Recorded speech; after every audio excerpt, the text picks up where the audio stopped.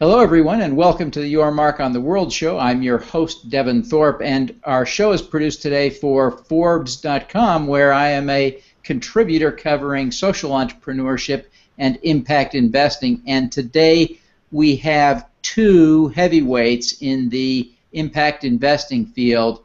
I'm honored to be the host. You should be as excited as I am to have with us today Maya Chorengel, who is the Managing Director of Elevar Equity, and Audrey Choi, who is the CEO of Morgan Stanley's Institute for Sustainable Investing. And I think I just about got that right. Did I do okay, ladies? Great. You just have to be patient with low IQ people. I think you've learned that over your lives, that not everyone operates at your level. I appreciate you taking the time to be with us today. One of the things that is becoming very clear to me, even with my low IQ, is that we have a real groundswell now happening in impact investing, that this is right at the cusp of going mainstream. There's this tremendous energy that we're seeing. The National Advisory Board key to that, the recent meeting at the White House, new reports all the time, a lot of enthusiasm. Maya, why don't you tell us about your history with impact investing and how you see the future developing here? Thank you, Devin. I started in impact investing when the term didn't even exist. So I entered into this space probably back in about 2003, 2004. And my background was in traditional investment banking and private equity. And what's been amazing to me is how quickly things have developed. I started doing work in microfinance, which many people know about, and eventually started to do work in impact investing more broadly than microfinance, but still focused on communities at the base of the economic pyramid. And what we've seen over time is that there has been a tremendous amount of new capital that's been drawn into our sector, which is very important. There's been a tremendous amount of interest from government regulatory agencies thinking about how they can support the growth of impact investing. And there's been a tremendous amount of interest from the public at large trying to understand what impact investing is, why it's important, and how they can play in it. It is exciting to see how this is developing, and clearly when an institution like Morgan Stanley steps up to play in this space, it means a lot. Audrey, why don't you tell us about what Morgan Stanley is doing in terms of activities, and give us some sense of the dollars that are at work here now. Well, thanks, Devin. I think, similar to how you started this, we are very excited that we believe impact investing really is going mainstream. I think it's because we see an increasing awareness that things like environmental considerations, social ramifications, all of the sort of larger things that determine a business environment are actually not at all extra financial considerations. They're actually things that really come to bear on the long-term value that you create. So at Morgan Stanley, we have said, look, we firmly believe that a really holistic view of sustainability is core to good business. And what we are trying to do through the Institute for Sustainable Investing is really working with all of our businesses across Morgan Stanley to really integrate those considerations into our core business. So whether that's, for example, being one of the leaders in the green bond underwriting market that you're seeing really take off this year. It was about a $10 billion market last year. It's already over $20 billion this year, on the road to being a $40 billion market this year, and really growing. Whether it's that, or whether it's on our wealth management side, where we've actually developed a platform of products that we call Investing with Impact, where we are saying to our wealth management clients, impact investing does not need to be something where you choose between economic return and social impact. It can really be something where the two of them combine and ideally enhance each other. So we've put out a pledge that our chairman and CEO, James Gorman, has said that over the next 5 years, our goal is to have at least $10 billion in clients' assets under management invested in sustainable products and strategies. We're enabling that environment by already having more than 120 products where they are financially vetted for as just a financial product, and in addition, really examined for their sustainability contributions. Earlier this week, we also launched 2 sustainability portfolios, so that you as a client could actually say, I want to apply sustainability not just to one investment, but really on a multi-asset class base across my whole portfolio, and really leveraging the full intelligence and acumen and advice of the Morgan Stanley Global Investment Committee. So we're really across all of our products. It's really interesting when you talk to people about impact investing. People from the investment side, people who are focused on earning money with their money, worry that you can't get a good financial return if you are chasing social impact at the same time. The people who are out there focused on social impact, the nonprofit leaders, the activists out there, they worry that you can't have social impact when you are seeking to have a financial return. Muhammad Yunus is most famous for having articulated this view that you simply can't have the two in harmony. I wonder, Maya, if you take a minute and address that conundrum. It is a conundrum, but I think that it's a false conundrum, because I think that there are areas of what we consider now in the impact investing space where commercial return and the creation of social or economic good is possible. So the way I think about it, there are certain problems that exist in the world which need philanthropic intervention or development intervention. But there are certain other areas that can be addressed commercially. And I think that's the important point that we reached as an impact investing community back in the mid-2000s, to say that there are certain areas, like, for example, the provision of financial services to low-income communities, or certain strategies in environmental sustainability or clean tech, where the drivers of social impact and economic impact and environmental impact go hand in hand with positive financial and operating performance on the part of different companies or different actors in that sector. And so what's very important is to recognize is that this is not a black and white world. There are different strategies. There are different problems. Some do need to be addressed purely philanthropically because they don't have a commercial basis. But there are other areas like serving low-income communities where commercial responses and commercial approaches are very much possible, and the achievement of financial return goes hand in hand with the achievement of social impact.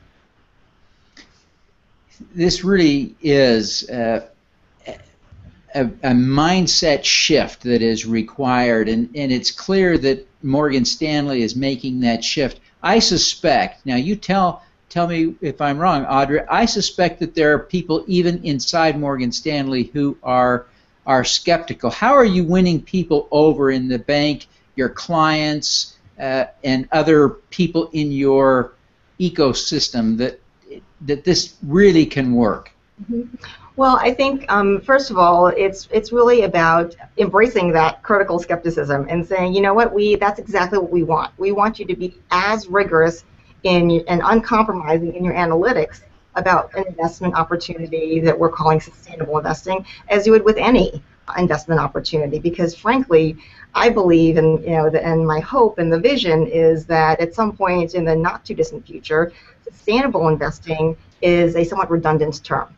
That people believe that the true, smart, long-term investing is not going to be possible if you're not thinking about a company's license to operate, about a company's effect on climate change, about a company's inputs and outputs, and what are the resources that perhaps today a business is assuming are free or low cost, and in the future will not be when demands on the planet's water, food, energy are 40 or 50% higher than what they are today. So what we really relied on, frankly, is talking about the business case and saying, exactly as Maya said, look at the trends. Do you want to be part of the massive, mega trends of increased needs for food, water, energy, housing, education, healthcare. Those needs, by 2030, 2050, serving those needs, if we were actually able to do them correctly and innovatively and sustainably, will probably be something like 5% of total global GDP. If you want to ignore 5% of global GDP, I suppose you can do that, but if you're an investor interested in long-term sustainable growth, that's one of the areas you really want to think more about. So we've really focused on the business case. I think the other trend that's very important to note is I think that our clients are really, in many ways, leading the way. There is an increasing, and it feels like exponentially increasing interest in this from clients, both individual and institutional, for many different reasons. And I'll cite just a couple quick ones that we can talk about later if you want to, but I think when you combine the increased transparency and immediacy of today's world, whether it's with things like this conversation that we're having on Twitter and the internet, people expect a huge amount of transparency, and there is leading to a much greater desire for people to know what they own in detail and the ability to get that information. I think you're seeing also a real sense of starting to understand more sort of full system costs that come along with any economic activity and the benefits that come along with any economic activity.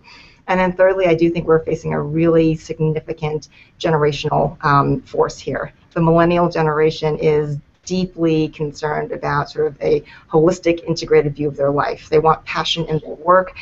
They want their work to fuel their passion, and they are not willing to have investments be something that is off in a black box, separate from their values. And they are actually changing not only their families thinking about it, but to the extent that they are students or pensioners or union members or other parts of institutions, they're actually starting to influence those institutions to begin thinking about this in a different way.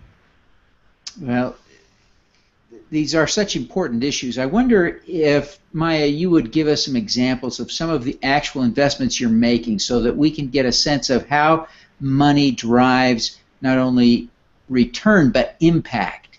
Sure, absolutely. We have several investments that are really great examples of that. We were the founding investor in a small business lender in the country of India. There is a large component of the Indian economy that operates in the informal sector. It's not captured in GDP, but it's billions of dollars large. And the actors in that sector don't have access to adequate financing. The banks can't touch them because they're too small and they don't know how to assess credit risk. And microfinance institutions are too small to serve their needs. They can't provide a loan large enough to allow small entrepreneurs to buy the equipment, to invest in the inventory and the resources to grow their businesses. So together with an amazing management team who came from the banking sector, we started a company that has developed a very specific credit methodology to work with the informal sector. Over the course of just 3.5, 4 years, they've grown a loan portfolio from zero to about $50 million. They have proven a new business model that has been written about by the Reserve Bank of India as the answer to how to finance the growth of India in the future, because the middle markets and the medium-sized entrepreneurs are the engine of growth for many economies. And so what we've done with this company is hopefully set an example for other strong bankers to come into this sector, serve this sector better, drive economic growth and prosperity for the individuals who are growing their businesses as a result of availability of financing and impacting the GDP of the country and the GDP growth of the country as a whole. So that's one good example from our side. That is a great example. Now, Audrey, you and Maya both serve on the U.S. National Advisory Board for Impact Investing. Would you take just a minute and explain what that is and what you're doing there? Sure. I think that, frankly, the existence of the U.S. National Advisory Board on Impact Investing is a phenomenal signal of the mainstreaming of the interest in this and really the activity and focus on it. The National Advisory Board is really part of the larger picture of the fact that the G8 last year actually took up the topic of impact investing as a topic for the G8 considerations. So you really have, the world looking at this and how this can be an integral part of the investment landscape. So Maya and I, as part of the National Advisory Board, have been involved in, in ongoing dialogue with other players in the field, including government, to say, really, where are the opportunities and where are there potentially things that policy could do to really help help encourage the growth of the field. And it's been very exciting to see the overall G8 report coming out earlier this week. You've also seen the World Economic Forum coming out with its second report on mainstream impact investing. So it's been really an exciting time when I think you've seen a really diverse group of investors, both mainstream and some of the pioneers, really coming together to think about what are the investment and the policy tools that need to combine together most effectively. Is impact investing really limited to institutions and accredited investors or high net worth individuals at this point, or are there some meaningful opportunities for ordinary investors? I'd give you each a chance to field that. Okay.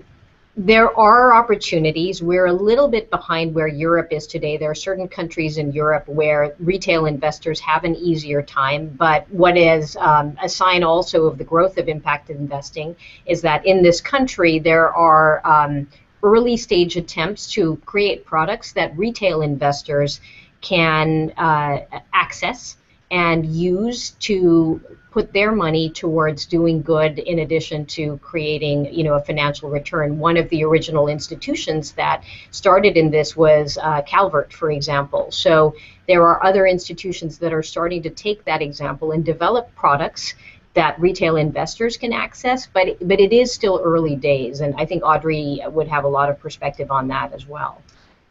Well, actually, that is, I think, increasing the accessibility for those kinds of retail investors is very much at the heart of a lot of our activity. So as I mentioned before, within our wealth management division, so all of our financial advisors who advise individual, retail clients are able to access this platform of products. As I mentioned, the 120 products that we've put on this Investing with Impact platform, the vast majority of those are the public debt, and not restricted to accredited investors or, very, very large players. The minimums on those individual products are quite low. In addition, one of the things we're really excited about is that we've just launched 2 sustainability portfolios, as I mentioned, one all equity and one balance. These are products really that any investor can get into, and what we think is really exciting about it is it does give someone who is not personally necessarily a financial engineer and thinks about this all by himself to really say, well, I'm a client of Morgan Stanley's. I want to benefit from the advice of the Global Investment Committee of the firm at large, and I now want to add on the sustainability considerations. And so these are multi-asset class products that are diversified and really balanced according to the advice of the Global Investment Committee, but really with sort of impact investing, sustainability focus. So we think it's really important to be able to allow investors, whether massive institutions or private individuals who are saving for college, saving for retirement, the ability to do a number of things, and we've put it into a few categories. One is the values alignment category. For some investors, they mostly want to make sure that they understand what's in their portfolio and they like everything that's in their portfolio, or at least are not opposed to things that they actually own and are supporting with their money. 2 is around environment, social governance, so companies that are in funds that are managed with a real dedication and commitments to high ESG factors.